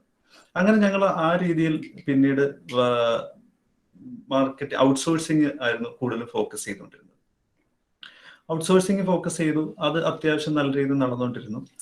അതിനുശേഷം പിന്നീട് പല സെഗ്മെന്റുകളിലേക്ക് നമ്മൾ ബിസിനസ് കൊണ്ടുപോയിക്കൊണ്ടിരിക്കുകയായിരുന്നു. Means digital signage segment, online education, അങ്ങനെയുള്ള പല സെഗ്മെന്റുകളിലേക്കും പിന്നീട് പോവുകയായിരുന്നു ചെയ്തത്. പിന്നെ ഏതൊരു ബിസിനസ് തുടങ്ങാൻ പോകുമ്പോൾ ഏതൊരു എന്റർപ്രണർ അടുത്തും പറയാനുള്ളത്, തുടങ്ങുന്ന ആൾക്കൊരു ലീഡർഷിപ്പ് ക്വാളിറ്റി ഉണ്ടായിരിക്കണം. എന്താണ് ഒരു ലീഡർഷിപ്പ് ക്വാളിറ്റി എന്നറിയാം? ആരെങ്കിലും പറയുന്നേ, എന്താണ് ഒരു ലീഡർഷിപ്പ് ക്വാളിറ്റി? ഓക്കെ, ഞാൻ പറയാം. ലീഡർഷിപ്പ് ആവണമെന്നുണ്ടെങ്കിൽ നമ്മൾ ഇപ്പം ഒരു ബിസിനസ് തുടങ്ങുമ്പോൾ ഓട്ടോമാറ്റിക്കലി കുറച്ച് കഴിയുമ്പോഴത്തേക്ക് അതിനകത്തേക്ക് കുറച്ച് മെമ്പേഴ്സ് വരും. മീൻസ് സ്റ്റാഫ് ആയിട്ടോ അതല്ലെന്നുണ്ടെങ്കിൽ പാർട്ട്നേഴ്സ് ആയിട്ടോ ഒക്കെ കുറച്ച് മെമ്പേഴ്സ് വരും. ആദ്യ കാലഘട്ടങ്ങളിൽ എന്റർപ്രണർ തന്നെ ആയിരിക്കും ഈ പറയുന്ന കമ്പനിയിലെ എല്ലാ വർക്കുകളും ചെയ്യേണ്ടി വരുന്നത്.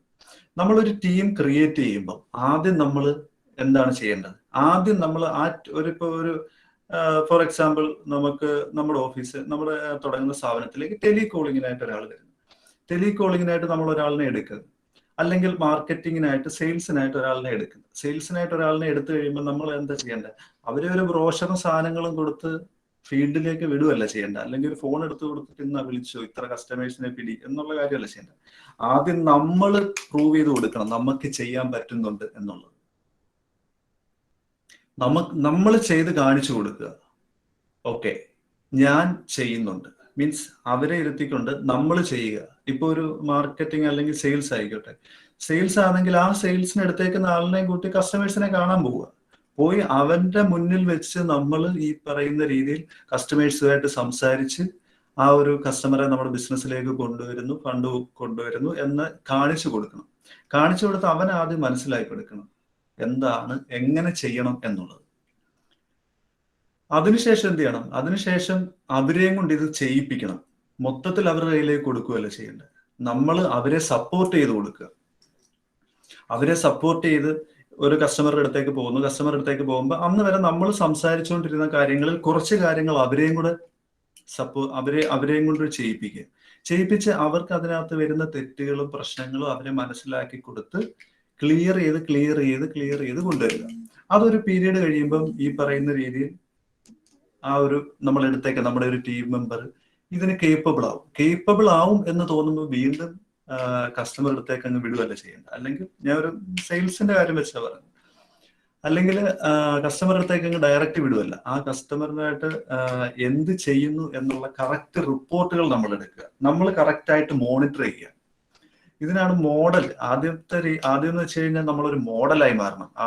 നമ്മുടെ ടീമിലുള്ള മെമ്പേഴ്സിന് നമ്മളൊരു മോഡലായിരിക്കണം. മോഡലായി കഴിഞ്ഞാൽ പിന്നെന്ത് ചെയ്യണം? പിന്നെ മെന്റർ ആയിരിക്കണം.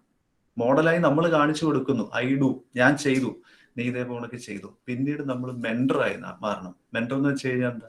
അവനെയും കൊണ്ട് അവന് വേണ്ട സജഷൻസ് കൊടുത്ത് സപ്പോർട്ട് കൊടുത്ത് അവനെയും കൊണ്ട് ചെയ്യിപ്പിക്കണം. പിന്നെ അടുത്ത സ്റ്റെപ്പിൽ എന്തായി മാറണം? മോണിറ്ററായി മാറണം.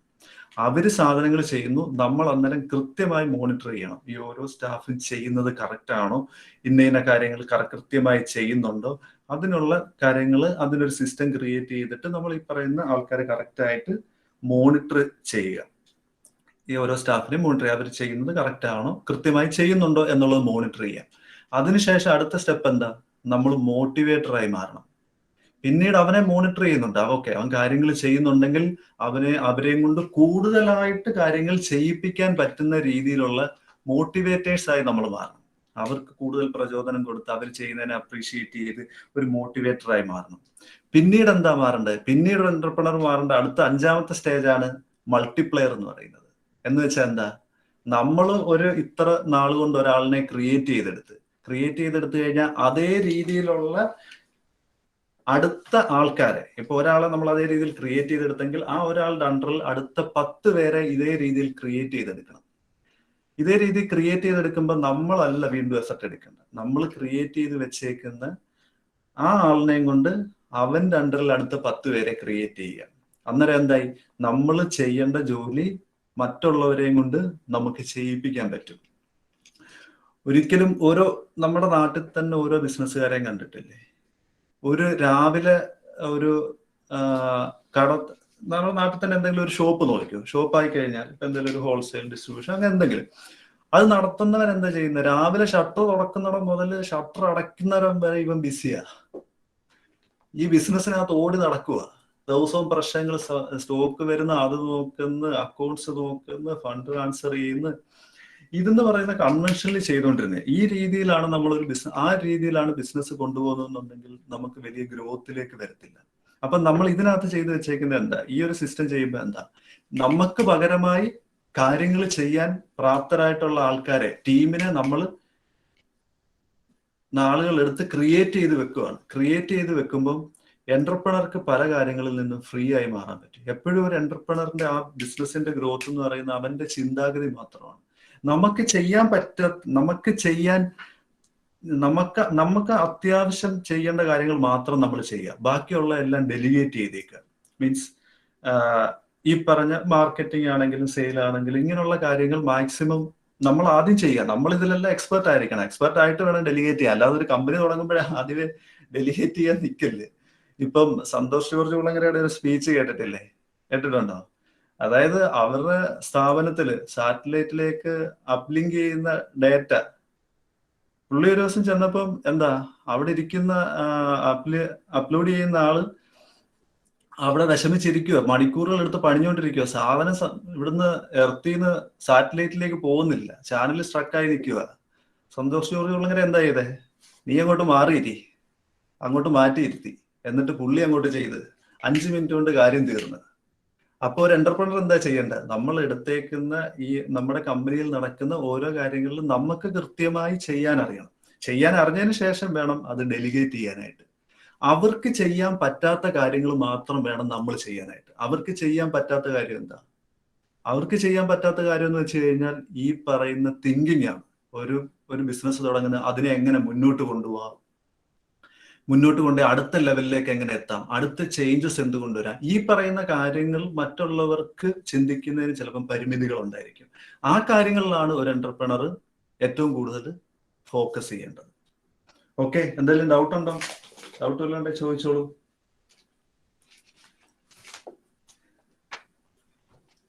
പിന്നെ അടുത്ത ഒരു കാര്യം എന്ന് വെച്ച് കഴിഞ്ഞാൽ, ഈ തുടങ്ങുന്ന പല കമ്പനികളും ഫെയിലിയർ ആവുന്നതിന്റെ കാര്യം ഇതിനകത്ത് ഒരു റിയാലിറ്റി ഉണ്ട് കേട്ടോ. ഏതൊരു കമ്പനി തുടങ്ങിക്കഴിഞ്ഞാലും അതിന്റെ ഒരു 10th ബർത്ത്ഡേ ആഘോഷിക്കുന്ന കമ്പനികൾ ഒരു 1% താഴെയായിരിക്കും. കാരണം ഒരു 10 വർഷമൊക്കെ എങ്ങനെങ്കിലും തട്ടിമുട്ടിയൊക്കെ പോകും. അത് കഴിയുമ്പോഴായിരിക്കും വീണ്ടും ഫെയിലിയർ സംഭവിക്കുന്നത്. അപ്പൊ ഫെയിലിയർ ആകാതിരിക്കാനുള്ള, ഫെയിലിയർ മീൻസ് കമ്പനികൾ ഫെയിലിയർ ആയിരിക്കുന്നതിന്റെ റീസൺസ് നമ്മൾ കണ്ടുപിടിച്ചിട്ട് എങ്ങനെ ഫെയിലിയർ ആകാതിരിക്കണം എന്നുള്ളത് നമ്മൾ ഫൈൻഡ് ഔട്ട് ചെയ്യാൻ ശ്രമിക്കുക. ഒരിക്കലും ഒരു ഫിയർ മീൻസ് നമ്മൾ പരാജയപ്പെടുവോ എന്നുള്ള ഒരു പേടിയോടെ മുന്നോട്ട് പോകരുത്. ഇപ്പൊ ലോ ഓഫ് അട്രാക്ഷൻ കേട്ടിട്ടില്ലേ? മനസ്സിൽ എന്താണ് ആഗ്രഹിക്കുന്നത് അത് ദൈവം കൊണ്ട് തരുമെന്ന് പറയുന്നതിന്റെ കൂട്ടാണ് ഒരു എന്റർപ്രണറുടെ കാര്യം. പരാജയപ്പെടുവോ എന്നുള്ള പേടി കൊണ്ട് ഉള്ളി വെച്ചുകൊണ്ട് ബിസിനസ് ചെയ്ത് കഴിഞ്ഞാൽ ഉറപ്പായിട്ടും ലോ ഓഫ് അട്രാക്ഷൻ എന്ത് ചെയ്യും? ദാ മോനെ ഇരിക്കട്ടെ പരാജയം എന്ന് പറഞ്ഞ് ഇങ്ങോട്ട് കൊണ്ട് തരും. നമ്മൾ ആ ഒരു പേടി മൈൻഡ് വെച്ചുകൊണ്ടിരിക്കല്ലേ. നമ്മൾ ഓക്കെ എന്റർപ്രണർ ആവാൻ ഇറങ്ങി തിരിച്ചിട്ടുണ്ട്, ഇതിന്റെ അറ്റം കണ്ടേ അടങ്ങത്തുള്ളൂ. ഞാൻ സക്സസ് ആയിട്ട് ഇതിനകത്തുനിന്ന് പിന്മാറത്തുള്ളൂ എന്നുള്ള മെന്റാലിറ്റി ക്രിയേറ്റ് ചെയ്തിട്ട് വേണം ഏതൊരാളും ബിസിനസ്സിലേക്ക് കടന്നു വരാൻ. എങ്കിലേ നമുക്ക് വിജയിക്കാൻ പറ്റത്തുള്ളൂ.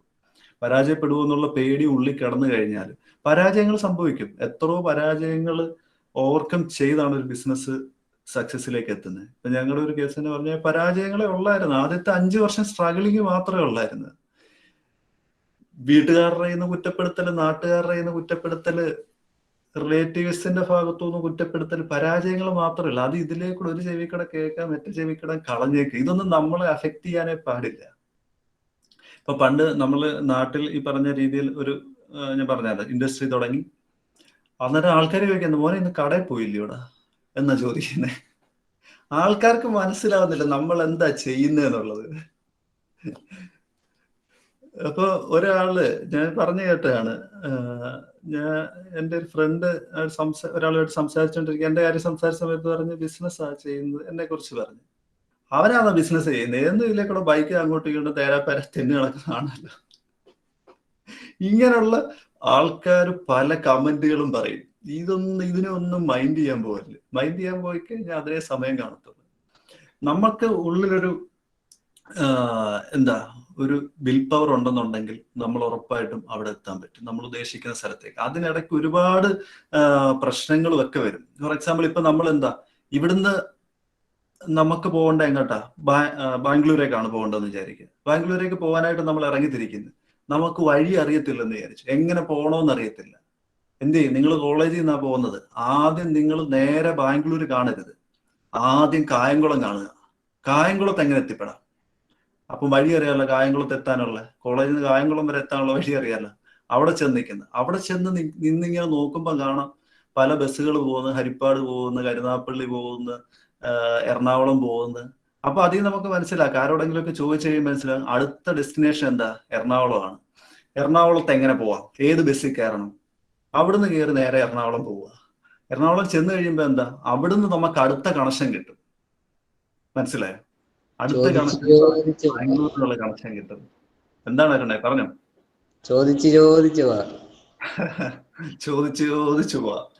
നമുക്ക് എന്റർപ്രണർ ഇറങ്ങാതിരിക്കാൻ വലിയ ലക്ഷ്യങ്ങളായിരിക്കുള്ളൂ. എല്ലാവരും പിന്നോട്ട് മാറുന്ന കാര്യം എന്താ പറയുക? ഈ ലക്ഷ്യങ്ങളിൽ എങ്ങനെ എത്തിപ്പെടും? അയ്യോ, എനിക്ക് ഇവിടെ എത്തിപ്പെടാൻ പറ്റുമോ? ഇതിന് ഏത് രീതിയിൽ പോകാൻ പറ്റും എന്നുള്ള പേടിയാണ്. ആ ലക്ഷ്യം ഓക്കെ, നമുക്ക് എത്തേണ്ട ഡെസ്റ്റിനി അവിടാണ്. അപ്പൊ നമ്മൾ അതിനെ സ്പ്ലിറ്റ് ചെയ്യുക. സ്പ്ലിറ്റ് ചെയ്തിട്ട് പല പല പോർഷനാക്കി മാറ്റുക. എന്നിട്ട് ആദ്യത്തെ പോർഷനിലേക്ക് കടക്കുക. അത് കഴിഞ്ഞിട്ട് അടുത്തതിലേക്ക് കയറുക. ഇങ്ങനെ പോയി കഴിഞ്ഞാൽ കറക്റ്റായിട്ട് നമുക്ക് ആ ഡെസ്റ്റിനിയിലേക്ക് എത്തിപ്പെടാൻ പറ്റും. ഇത് എൻ്റെ ഒരു അനുഭവത്തിൽ നിന്ന് എനിക്ക് തോന്നിയ കാര്യങ്ങളാണ്. കറക്റ്റ് ആവണമെന്നില്ല, ഓരോരുത്തരുടെയും ചിന്താഗതി ഓരോ രീതിയിലായിരിക്കാം. ഓക്കെ, പിന്നെന്താണ് നമുക്ക് ഡിസ്കസ് ചെയ്യണ്ടേ? എനിക്ക് തോന്നുന്നു ടൈം ആയിട്ടുണ്ടെന്ന് തോന്നുന്നല്ലേ?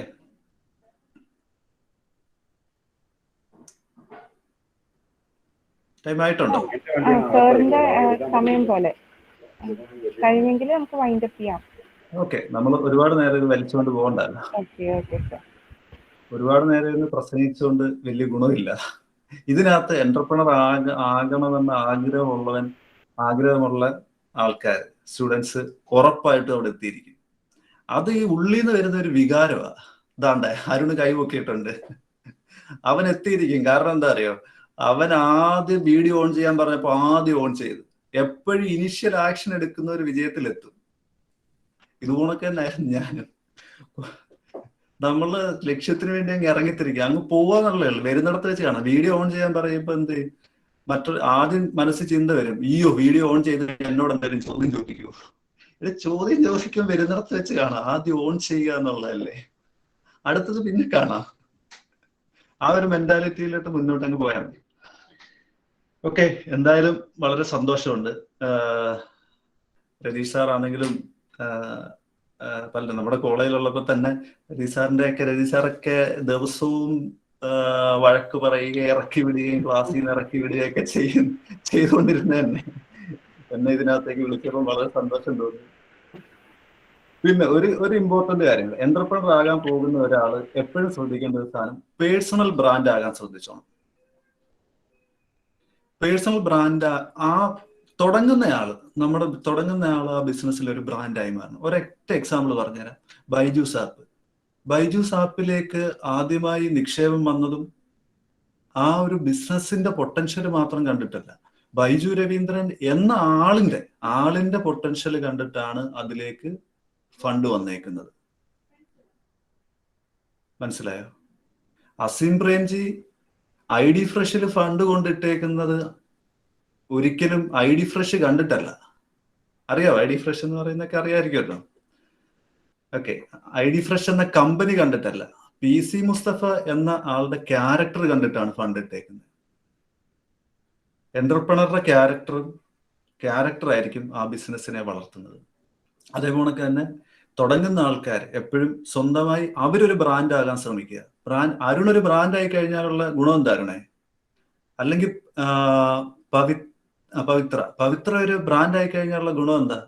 പവിത്ര ഒരു ബ്രാൻഡ് ആയി കഴിഞ്ഞാൽ പവിത്ര ഇറക്കുന്ന ഏത് പ്രൊഡക്റ്റും മേടിക്കാൻ ആള് റെഡിയാണ്. മനസ്സിലായോ? പവിത്ര ഇപ്പം ഇന്നൊരു പ്രൊഡക്റ്റ് കൊണ്ടുവരുന്നത്, ആ പ്രൊഡക്റ്റിന്റെ ബ്രാൻഡ് എന്ന് പറയുന്നത് പവിത്രയാ. അല്ലെങ്കിൽ അരുൺ ഒരു പ്രൊഡക്റ്റ് കൊണ്ടുവരുന്നത്, അല്ലെങ്കിൽ ഇതിനകത്തിരിക്കുന്ന മീനു ഒരു പ്രൊഡക്റ്റ് കൊണ്ടുവരുന്നു, പ്രണവ് ഒരു പ്രൊഡക്റ്റ് കൊണ്ടുവരുന്നു, രേവതി ഒരു പ്രൊഡക്റ്റ് കൊണ്ടുവരുന്നു. ആ പ്രൊഡക്റ്റിന്റെ ബ്രാൻഡ് മീൻസ് അതിനകത്ത് പരസ്യത്തിൽ കയറി അഭിനയിക്കുക എന്നുള്ളതല്ല. നമ്മൾ എന്റർപ്രണർ എന്നുള്ള രീതിയിൽ നമ്മൾ സമൂഹത്തിൽ ഒരു ബ്രാൻഡായി മാറിക്കഴിഞ്ഞാൽ നമ്മൾ പറയുന്നത് കേൾക്കാൻ ആൾക്കാരുണ്ടാകും. ഇപ്പം നമ്മുടെ രതി സാർ എന്താ എന്നെ ഇതിനകത്തേക്ക് ഇൻവൈറ്റ് ചെയ്തത്? ഞങ്ങളുടെ കമ്പനിയിലേക്ക് മീൻസ് നമ്മൾ നടത്തുന്ന ബ്രാൻഡായി മാറുക. മീൻസ് എനിക്ക് ഫണ്ടിങ് കിട്ടിയേക്കുന്ന ഇൻവെസ്റ്റേഴ്സ് എന്നിലുള്ള വിശ്വാസം കൊണ്ടാണ് ഫണ്ട് ഇട്ടേക്കുന്നത്. ഈ ഒരു ബിസിനസ് ഞാൻ സക്സസ് ആക്കുന്നു, അടുത്ത ഒരു ബിസിനസ് തുടങ്ങുമ്പോൾ എനിക്ക് അവരുടെ അടുത്ത് എന്ന് പറയാം, ഇന്ന ഒരു ബിസിനസ് ഉണ്ട്, ഇതിനകത്തേക്ക് ഫണ്ട് ചെയ്യാൻ താല്പര്യമുണ്ടെങ്കിൽ ചെയ്യാം. അന്നേരം അവരെന്നെ വിശ്വസിച്ചാണ് ഇതിനകത്തേക്ക് ഫണ്ട് ചെയ്യുന്നത്.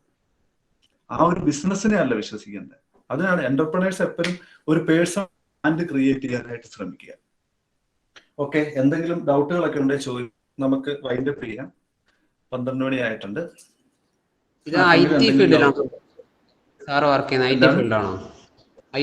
ബേസിക്കലി ഞങ്ങൾ IT കമ്പനി തന്നെയാണ്. ഡെവലപ്മെന്റ് അല്ല ഫോക്കസ് ചെയ്തേക്കുന്നത്, IT-യിൽ തന്നെ മാർക്കറ്റിംഗ് ആണ്, സെയിൽസിലാണ് ഞങ്ങൾ ഫോക്കസ് ചെയ്തേക്കുന്നത്. ഒരു ഇമ്പോർട്ടന്റ് പോയിന്റ് കൂടെ പറഞ്ഞുതരാം. An entrepreneur should be a number 1 salesperson in his company. ഏതൊരു ബിസിനസ് തുടങ്ങിക്കഴിഞ്ഞാലും പല ഡിപ്പാർട്ട്മെന്റുകൾ കാണും. അഡ്മിനിസ്ട്രേഷൻ ഡിപ്പാർട്ട്മെന്റ് കാണും, HR കാണും, അക്കൗണ്ട്സ് കാണും, ഇങ്ങനെ പല ഡിപ്പാർട്ട്മെന്റ് കാണും. ഒരൊറ്റ ഡിപ്പാർട്ട്മെന്റ് കമ്പനിയിലേക്ക് ക്യാഷ് കൊണ്ടുവരുന്നുള്ളൂ. എന്താ? പൈസ ഇങ്ങോട്ട് കൊണ്ടുവരുന്നുള്ളൂ. സെയിൽസ് ഡിപ്പാർട്ട്മെന്റാ. ബാക്കി എല്ലാ ഡിപ്പാർട്ട്മെന്റും എന്താ ചെയ്യുന്നത്? നമ്മുടെ ഇതിനകത്തുനിന്ന് ക്യാഷ് അങ്ങോട്ട് എടുത്തുകൊണ്ട് പോവുകയാണ് ചെയ്യുന്നത്, അല്ലേ? അതെ, മാർക്കറ്റിംഗ് ആണ്. അക്കൗണ്ട്സ് ഡിപ്പാർട്ട്മെന്റ് വർക്ക് ചെയ്യുന്നവർ സാലറി മേടിക്കും. അവര് നമ്മുടെ കമ്പനിക്കകത്ത് കിടക്കുന്ന പൈസ ഓരോ മാസം അങ്ങോട്ട് കൊണ്ടുപോവുക. സെയിൽസ് ഡിപ്പാർട്ട്മെന്റ് മാത്രമാണ് കമ്പനിയിലേക്ക് ക്യാഷ് ഇങ്ങോട്ട് കൊണ്ടുവരുന്നത്, ബിസിനസ്സിലേക്ക് ക്യാഷ് ഇങ്ങോട്ട് കൊണ്ടുവരുന്നത്. അവിടെ ഒരു പ്രശ്നം പറ്റാൻ പാടില്ല. അന്നേരം എന്താവണം? എന്റർപ്രണർ അതിൽ എക്സ്പെർട്ട് ആയിരിക്കണം. അതാണ് ഞാൻ പറഞ്ഞത്, entrepreneur should be A number 1 sales person in his company. നമ്മുടെ കമ്പനിയിലുള്ള മാർക്കറ്റിംഗും സെയിൽസും നിൽക്കുന്ന എല്ലാവരും റിസൈൻ ചെയ്ത് പൊക്കോട്ടെ, നമുക്ക് പറ്റണം അന്ന് വരെയുള്ള ക്ലയൻസിനെ കൊണ്ടുവരാനും ആ ക്യാഷ് ഫ്ലോ നിലനിർത്താനായിട്ട്. അപ്പൊ എപ്പോഴും ഒരു സാധനത്തിന് ഇറങ്ങിത്തിരിക്കുമ്പം വിൽക്കാൻ പറ്റുന്നതാണോ, നമ്മളെ കൊണ്ട് വിൽക്കാൻ പറ്റുമോ എന്നുള്ളത് ഒരു ഇമ്പോർട്ടന്റ് ഫാക്ടറാണ്. Okay, any other doubt? Students, if you have any queries, you may please ask. Okay, sir, then we will wind it up. Okay, thank you. Standing at the threshold of this event, I feel privileged and honored to extend my vote of thanks on behalf of this college. I thank our chief guest, Mr. Ajish Ravindran, the founder and CEO of Softel Technologies Private Limited. I thank our honorable principal, Dr. Manju J, and all the head of departments present here for being the part of this event. I thank all the teaching and non-teaching staff for their coordination and cooperation. At last but not the least, I would like to express my sincere thanks to all the students who supported this event. Thank you.